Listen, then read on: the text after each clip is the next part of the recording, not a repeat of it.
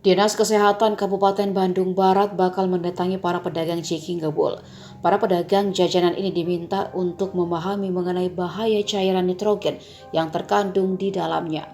Subkoordinator Farmasi, Makanan, Minuman, Kosmetik, dan Tradisional Dinkes Bandung Barat, Rendra Gustiawan mengatakan, upaya itu dilakukan sebagai langkah pencegahan agar tidak ada kasus serupa di Bekasi dan Tasikmalaya. Sedikitnya ada 28 anak di 2 daerah di Jawa Barat yang mengalami keracunan setelah mengkonsumsi jajanan Ciki Ngebul. Mereka mengalami gangguan pada usus setelah mengkonsumsi jajanan berefek asap itu.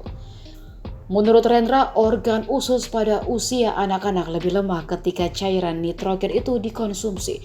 Akibatnya peradangan pada dinding usus bisa terjadi akibat jajanan Ciki Ngebul tersebut. Hingga saat ini belum ada temuan kasus keracunan Ciki Ngebul di Kabupaten Bandung Barat. Dinkes Bandung Barat sudah mengerahkan agar fasilitas pelayanan kesehatan di 16 kecamatan segera melaporkan jika ada kasus temuan keracunan jajanan tersebut.